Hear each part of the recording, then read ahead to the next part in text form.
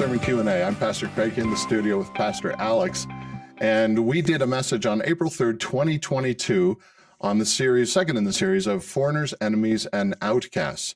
And the message was on who do we hate, straight out of Jesus and Jesus' interaction with the official that worked for Herod. Mm-hmm. So the question for you this morning is, Alex, what level of falsehood should I be able to endure, or should I be willing to endure from my unbelieving neighbors? And it comes out of the idea that this official worked for Herod, and Herod was a traitor to the Jews. Yeah. And yet Jesus helped him by healing his son, which would have been an offense to Jesus' followers. Yeah. So, Alex, how do we endure the falsehood of those around us? What level should we be willing to endure? What level of falsehood should we be willing to endure? I would say whatever level it takes for you to have the ability to show them a compelling picture of Jesus and share the gospel with them, right? And then their response after that point, you're not in control of their response, but you need to be able to have, shown them the love of Jesus, to love them like Jesus would love them, to help them be compelled by who Jesus is, and to share the gospel, what he accomplished for the sake of anybody who believes, right? So I think that's really important. So I just kind of want to sit with this idea for just a second, because the reason we're asking this question is we live increasingly in a world where there is less that we agree upon, less and less like kind of core foundational principles, right? At one time, our world, I would say even our country, was in a place where most of us agreed on some kind of core ethical principles about how you live your life. And then it's like each year, there's more and more disagreement about what those principles should be. And I think that's why this question comes up so much, is because we kind of liked living with people who agreed with us, but now we don't live with people who agree with us, or live amongst people who agree with us. So what do we do about that? And so I think there's just this reality of we need to adjust our expectations, right? Falsehood is a symptom of the sickness of sin in this world, right? Falsehood, the world, Jesus calls us to understand that the world is just a place that is kind of bathed in falsehood, right? This is the circumstances of the world. We were darkened until the light, Jesus, came in, right? And it was when we see Jesus that we actually get enlightened.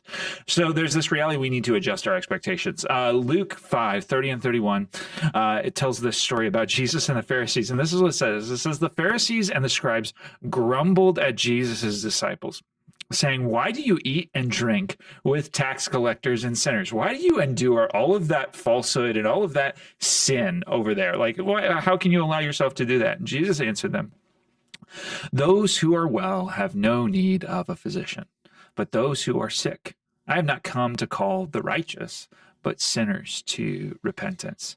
Right? And so I think we just need to understand what it is that we're even called to do. The expectation is not that we're going to live in a world where everybody's going to agree with us. We live in a world where all people need to be enlightened by Jesus, right? So culturally, so with that being said, there's a question of how do we do this? I think culturally, there's this really important thing that relationship needs to come before challenge. Meaning, Craig, let's imagine that you're my neighbor for a second here, and say that you have some perspective that is, ultimately against what God wants for human beings, and you kind of talk about that perspective all the time. The question is, how long should I endure this? And what is going to give me the ability to even be able to have a conversation where I might be able to challenge that perspective, right? That if you and I are acquaintances and I just come up to you and I tell you how wrong I think you are, it's not going to be, I'm not going to win any points with you, right? And I think that's something that we need to recognize, is that there's a place for really strong relationship is the context, at least culturally today, where the kind of challenge that we're talking about comes up. So the words that you use for somebody that would disagree with you on various different subjects, the words that you use can either build bridges or cut those bridges off. Yeah, absolutely. And so you're saying that I should be willing to endure quite a bit. Yes. For the goal of building bridges into a relationship. Yeah, absolutely. So that what? So that ultimately you have the chance to be able to show a compelling picture of Jesus and even share the gospel with a person. I have a story related to this.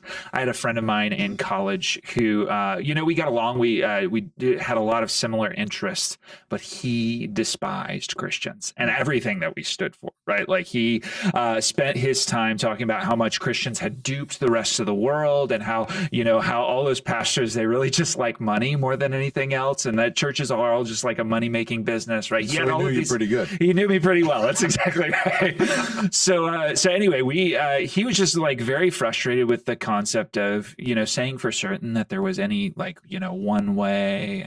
And so I endured tons of falsehood from this guy. In fact, like when it came to my Christian identity, he would often like call me names that had expletives in them, right? Like not call me names, but like just saying, generally, you Christians are all stupid, that kind of stuff. And so anyway, I endured a lot from this guy, and our friendship continued. And it just happened to be one Christmas. This guy had actually driven a lot of people out of his life because of the kinds of different falsehoods or whatever that he would spout off. And so there was one Christmas where I knew he was going to be by himself, and I went and spent Christmas Day with him. And we just hung out together and talked about, our similar interests, enjoyed each other's company. And then, over the course of that relationship, I had the ability to show him the love of Jesus, right? Which is willing to push past all of his need for espousing off his falsehoods, right? But then I was able to share the gospel with him too, right? And so he didn't believe in any of those moments, but about a year later, he went through a really hard circumstance in his life, and that caused him to pick up a Bible. And he started reading, and within a month, he came to trust in Jesus. Wow. He's a believer today. He's a pretty passionate believer. He's really frequently expressing and talking about how dumb he was, in his prior life. But I mean, so there was a high level of falsehood. And I was at the breaking point where I wanted to stop enduring with him. I was like, I don't want to talk to him on the phone. I don't want to spend time with him. But I did. And I think through me and other Christians in his life being willing to endure that, he was drawn to faith. He was able to be compelled by who Jesus was. So the challenge, though, Alex, is like, if somebody disagrees with you, they can passionately disagree with you, or they can kind of disagree with you.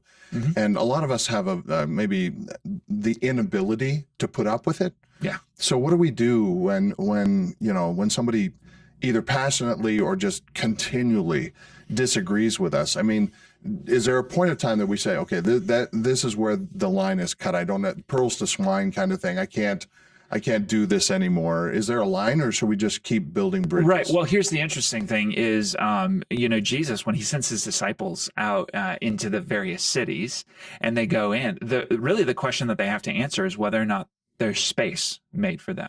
Will these people keep making space for you to be in their house? So you're going to keep telling them about the kingdom, right? Keep talking to them about who I am, right? Will they continue to make space for you? And if they don't make space for you, right? If they stop expressing hospitality, if they say, okay, we're done, we can't let you in, then you leave and you go on to the next place, right? You shake the dust off your feet. And I think that's the really important thing. He never says, well, if they don't believe you, then you just pack up and walk away. He says, no, if they don't make space for you in their life, if they say we're done, right, then you leave. So your line is their line, right? Your line is not your line, right? So I think that's something important to recognize, at least from... I had a Muslim guy come in. We were doing a talk on Islam, and he came to our church because he saw it on the church sign. And he shows up with a friend of his, and she was in Muslim garb, and they sat in the front row. Yeah. And on the Sunday that I did my talk on Islam, he was sitting in the very front row. So it was a very interesting thing because he put his hand up at one point and he said, "Can we ask questions?" And I said, "Absolutely, you can." And the whole thing was I still stuck with my notes, to the best that I could, because the purpose was I wanted to see if the God of the Quran is the God of the Bible. And so as we talked through, he and I basically had a conversation. And by the end of it, I said, okay, now, would you agree with me that the God of the Quran is not the same God as the God of the Bible. And he said, I would agree with you. We're on the same page. Yeah. And I didn't know how that would end. I didn't know how our congregation would respond to it because it was completely weird. And then afterwards, he and I became good friends. Wow. And he was at the campus, the local campus, and he invited me to come down. He did a talk on Ramadan, and then he invited me to come down to do a talk on Thanksgiving, where we got Thanksgiving from. And so I had his group now. I was talking to his group. And it was, but he even sent me a Christmas gift, and I'm going, I don't think you should be sending me Christmas gifts. But it's interesting how, I could easily have said, shut him down, and we're not going to talk or anything like that. But by giving him respect and honor and treating him as a friend, he became a friend. Yeah. I don't think he ever accepted the Lord. Right. But we became friends, and he continued to make space for you in his life, right? Yeah. And so you continue to make space for him, right? You continue to. I think this is where Jesus got the title of friend of sinners, because people are not used to that. They're used to dismissing people out of their lives. That's good. Because they don't have it in common, and they're not willing to try anymore. Yeah. Well, that's good. Pastor Alex, it was great having this wonderful conversation over this very relevant topic. I hope you'll join us next time as we tackle more relevant topics on Sermon Q&A.